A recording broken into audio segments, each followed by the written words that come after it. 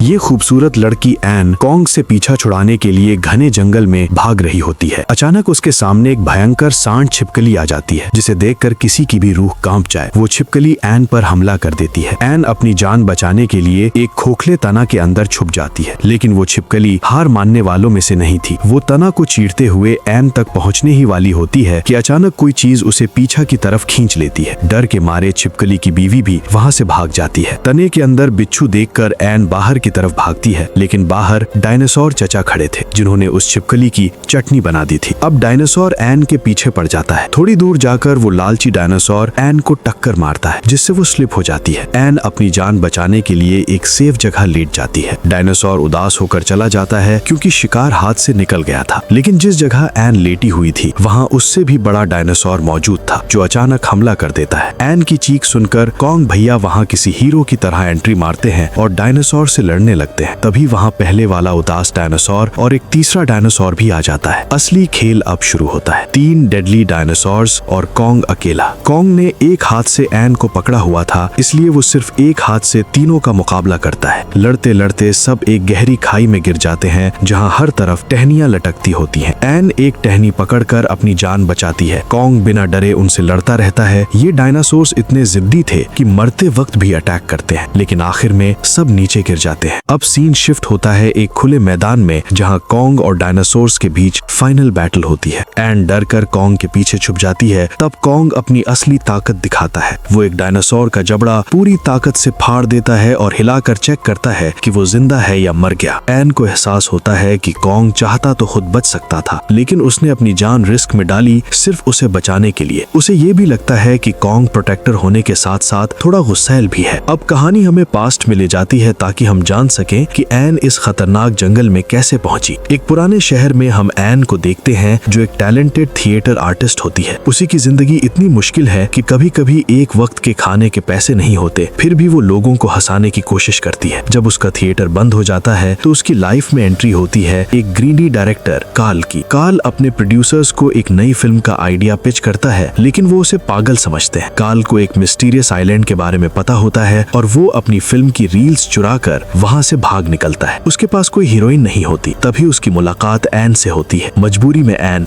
उसके साथ काम करने के लिए हाँ कर देती है। कार्ल तुरंत एक शिप रेडी करता है, क्योंकि पुलिस उसके पीछे होती है। वो रास्ते में राइटर जैक को भी साथ ले लेता है। शिप पर शूटिंग शुरू हो जाती है और कार्ल कैप्टन को बताता है कि उन्हें एक ऐसी जगह जाना है जहाँ आज तक कोई नहीं गया। कैप्टन को वाइल्ड एनिमल्स का शौक होता है, इसलिए वो मान जाता है। कुछ वक्त बाद शिप एक अजीब सी जगह पहुँचती है, जहाँ चारों तरफ धुंध होती है। कैप्टन मुश्किल से शिप को कंट्रोल कर रहा होता है कि अचानक चीख सुनाई देती है। चट्टान, हर तरफ बड़े बड़े पत्थर थे। कैप्टन रास्ता मोड़ने की कोशिश करता है, लेकिन तब तक देर हो चुकी थी। शिप एक जोरदार टक्कर के साथ चट्टान में फंस जाती है। सच तो यह है कि कार्ल यही चाहता था, क्योंकि कैप्टन ने पहले ही इस आइलैंड पर जाने से मना कर दिया था। अब मजबूरन उन्हें रुकना पड़ता है। सब लोग छोटी बोट्स में आइलैंड की तरफ निकलते हैं। कार्ल अपना कैमरा लेकर सबसे आगे होता है। जैसे ही वो आइलैंड पर कदम रखते हैं, उनका सामना डरावने ट्राइबल लोगों से होता है। उनका मेकअप अजीब और बिहेवियर बहुत डेंजरस होता है। वो लोग बिना सोचे समझे टीम पर हमला कर देते हैं। सिचुएशन इतनी बिगड़ जाती है कि वो लोग क्रू को मारने ही वाले होते हैं कि कैप्टन अपनी आर्म्ड टीम के साथ एंट्री मारता है। भयंकर गन फाइट होती है और ट्राइबल लोग भाग जाते हैं। सब लोग जान बचाकर शिप पर लौट आते हैं, लेकिन असली हॉरर अब शुरू होता है। एन गायब थी। ट्राइबल लोग उसे उठा ले गए थे, ताकि वो अपने देवता कॉन्ग को उसकी बलि यानी सैक्रिफाइस दे सकें। एन को सैक्रिफाइस के लिए तैयार किया जाता है। शिप से सब लोग उसे बचाने निकलते हैं, लेकिन तब तक देर हो चुकी होती है।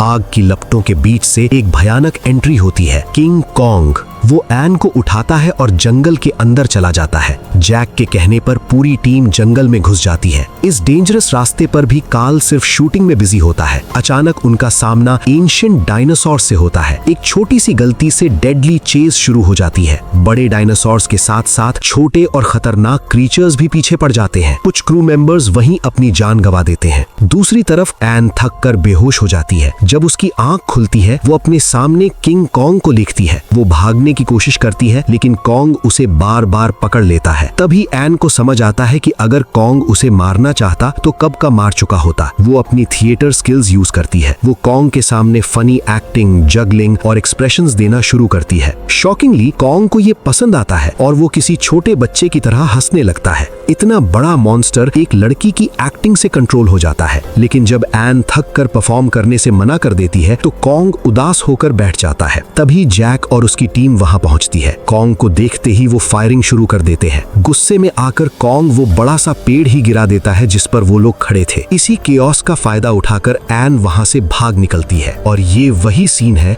जो हमने स्टार्टिंग में देखा था। जैक और उसके बचे कुचे साथी जंगल से निकलने की कोशिश कर रहे होते हैं, लेकिन तभी एक और नाइटमेयर शुरू हो जाता है। अजीबोगरीब क्रीचर्स, कुछ उड़ने वाले कीड़े और कुछ पानी के मॉन्स्टर्स उन पर टूट पड़ते हैं। हर तरफ मौत का मंजर होता है। इस बीच एक छोटा लड़का जिमी, जिसे ठीक से गन चलानी भी नहीं आती, हिम्मत जुटाकर जैक की जान बचाता है। जब सब खत्म होने वाला होता है तभी कैप्टन अपनी टीम के साथ वापस आता है। कैप्टन कहता है, अभी भी वक्त है, यहाँ से निकल चलो, एन अब जिंदा नहीं होगी।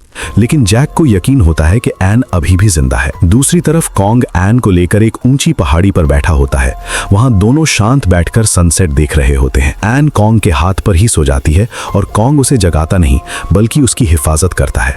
जैक मुश्किल रास्ते पार करके आखिरकार एन तक पहुंच जाता है। वो दबे पांव एन को उठाता है और कहता है, चलो हमें यहाँ से निकलना होगा। लेकिन जैसे ही वो निकलने लगते हैं कॉन्ग की आंखें खुल जाती हैं। उसे लगता है कि कोई एन को उससे छीन रहा है।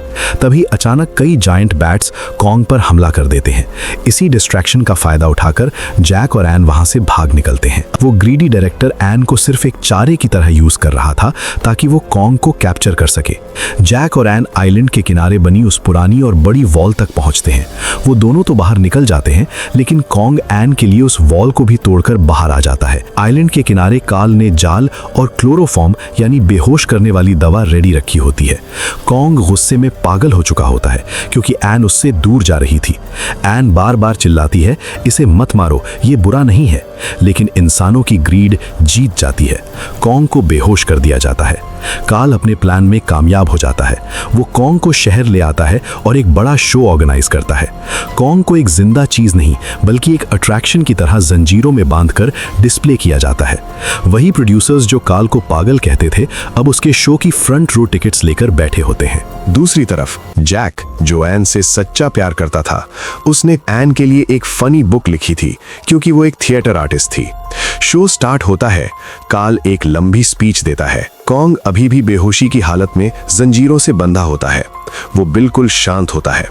जैक को अचानक महसूस होता है कि उसे इस वक्त एन के पास होना चाहिए और वो फौरन थिएटर पहुंच जाता है। वहां वो देखता है कि कार्ल सारा क्रेडिट उस बुज़दिल बैक्स्टर को दे रहा है। कार्ल ऑडियंस से कहता है, देखिए कैसे ये अजीम मॉन्स्टर एक लड़की के कंट्रोल में है। लेकिन जब कॉन्ग के सामने वो लड़की लाई जाती है तो वो एन नहीं होती। ये देखते ही कॉन्ग का गुस्सा फट पड़ता है। वो समझ जाता है कि उसे धोखा दिया गया है। वो लोहे की जंजीरें तोड़ देता है और थिएटर में अफरा तफरी मच जाती है। कॉन्ग की नजर जैक पर पड़ती है, जैसे वो पूछना चाहता हो, एन कहाँ है? कॉन्ग पूरा थिएटर तबाह करके शहर निकल जाता है। हर तरफ तबाही मच जाती है। गाड़ियां खिलौनों की तरह उड़ने लगती हैं। वो हर उस लड़की को गौर से देखता है जिसके बाल एन जैसे हो, लेकिन एन कहीं नहीं मिलती। जैक एक प्लान बनाता है और कार के जरिए कॉन्ग का ध्यान भटकाकर उसे आबादी से दूर ले जाने की कोशिश करता है। और फिर एक इमोशनल मोमेंट, एन खुद कॉन्ग के सामने आ जाती है। एन को देखते ही कॉन्ग का सारा गुस्सा ठंडा हो जाता है। वो उसे उठाता है और शहर से दूर एक झील के पास ले जाता है, जहां ठंड की वजह से पानी जमकर बर्फ बन चुका होता है। वहां कॉन्ग एक बच्चे की तरह बर्फ पर फिसलता है और खेलता है, जैसे उसने जिंदगी में पहली बार इतनी खुशी महसूस की हो। लेकिन ये खुशी चंद लम्हों की थी। पुलिस फोर्स वहां पहुंच जाती है। कॉन्ग एन को बचाने के लिए शहर की सबसे ऊंची बिल्डिंग पर चढ़ जाता है। नीचे से फायरिंग मुश्किल होती है, इसलिए हेलीकॉप्टर्स भेज दिए जाते हैं। शुरू होती है फाइनल फाइट। हेलीकॉप्टर्स घूम घूम कर कॉन्ग पर फायरिंग करते हैं। एन चिल्लाती रहती है, प्लीज रुक जाओ, इसे मत मारो, लेकिन कोई नहीं सुनता। इतनी गोलियां लगने के बावजूद कॉन्ग का पूरा ध्यान सिर्फ एन की हिफाजत पर होता है। वो आखिरी लम्हे में एन को देखता है। एन उसे टच करती है और रो पड़ती है। उसे पता होता है कि इंसान इस मासूम को जिंदा नहीं छोड़ेंगे।